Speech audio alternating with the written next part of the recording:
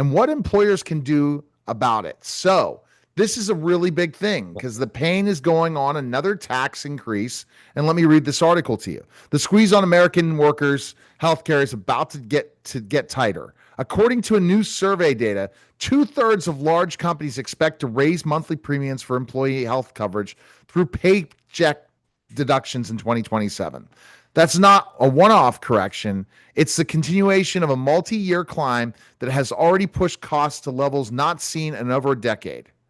The backup tells the story. Mercer's national survey of employer sponsored health plans found that the average cost of an employer sponsored health insurance reached $17,496 per employee in 2025, a 6% increase, well above the rates of inflation and wage growth. And the relief of employers hope for hasn't come.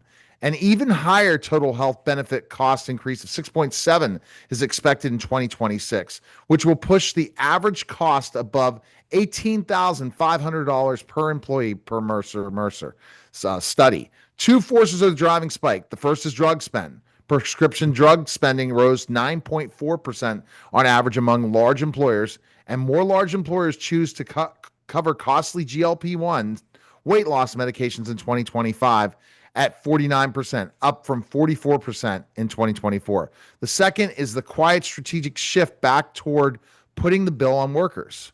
Mercer polled 711 employers and found that 51% said they are likely, either likely or very likely, to shift cost to employees to their 2026 plans. For employers, the math is brutal. Paycheck deductions for healthcare coverage are expected to rise up to 6 to 7% on average, as employee contributions generally increase proportionally with overall plan costs, and the affordability cliff is real. A Mercer survey of 2,000 U.S. workers reported that 28% of those household incomes at or below the median are not confident they can afford necessary healthcare benefits.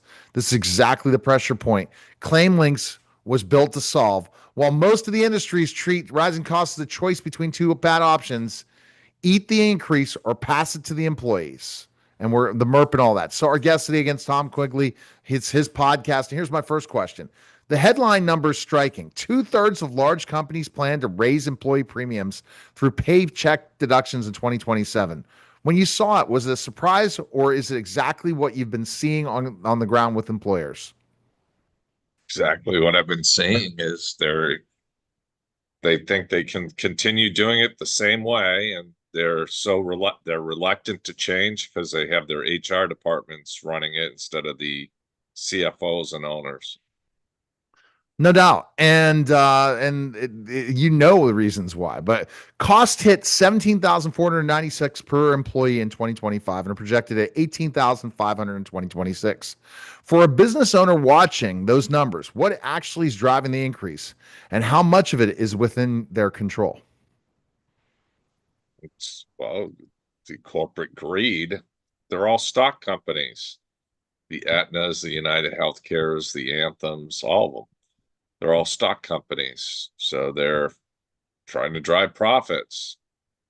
I mean, it's that simple. About half of employers now say they're likely to shift cost onto employees.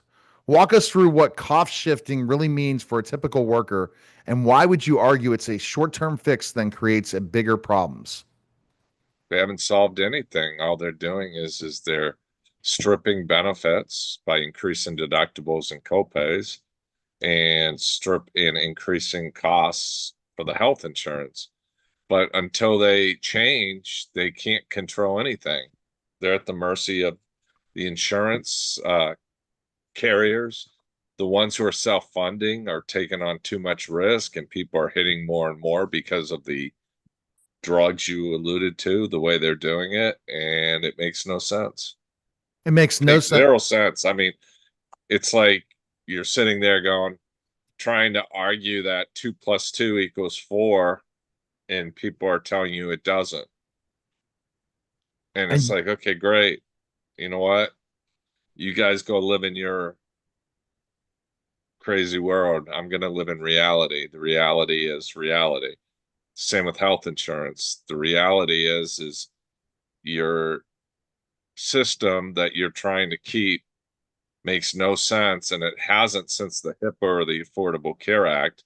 Now it's just hit a critical stage because a 5% renewal of 2000 a month premiums is significant where it used to be nothing. Right.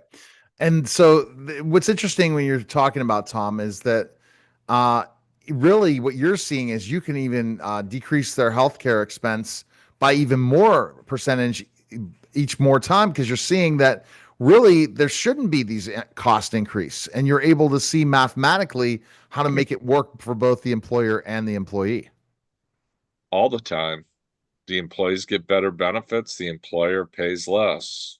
It's that simple, which increases their values.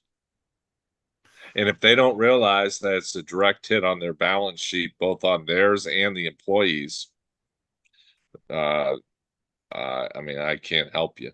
Right. There's a real affordability cliff here. Nearly a third of median and below households aren't confident they can afford what the care they need. What does that do to workforce terms in morale, retention, even productivity? People are gonna have people, it's gonna, you're asking people to pay 1,000 a month out of their paycheck. It's 12,000 a year. No, that's a car payment, groceries, a mortgage, a rent. Uh, I don't get it. And also forget vacations, right? When you're ending up having to pay out that kind of money. That Yeah, I mean, that these are people that are making you money as an owner. The least you can do is show a little respect and change so that they can get better benefits and pay less. because you're going to see less productivity out of them. They're going Hey, to my leave. employees have 100%. They don't pay anything for their health insurance. They have a zero deductible. Uh-huh. See, that's a great boss. No, it's just common sense because I understand the laws. Um, but the trouble is why you're letting Susie or Jimmy, the HR director, make decisions for your company is on health insurance. I don't get it. Yep. Don't get it. And why are you listening to commissions sales reps who get it? This is all great news for all them. They get increases. Let's get into ClaimLinx. For listeners who have never heard of the Medical Expense Reimbursement Plan, the MERP, how is it different from what companies are doing right now? Some of them are actually using the same tax law, the self-funded ones or the HRA companies, but they're buying the catastrophic coverage or financing they're financing the benefits wrong, the smaller companies, and the larger companies are financing the catastrophic wrong. Conventional wisdom says, Tom, you either eat the cost increase or pass it on to the employees.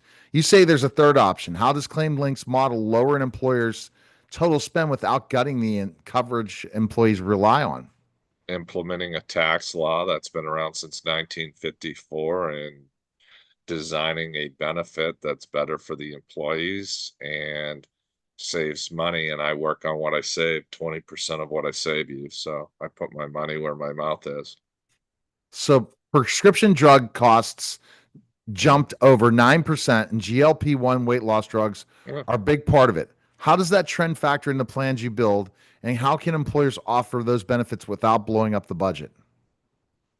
Well, if they understand drugs, most of the high ticket drug items, if you buy the insurance right, you're financing the manufacturer's rebate pays for your whole deductible, so they're not a risk for the employees, but you're not buying it right.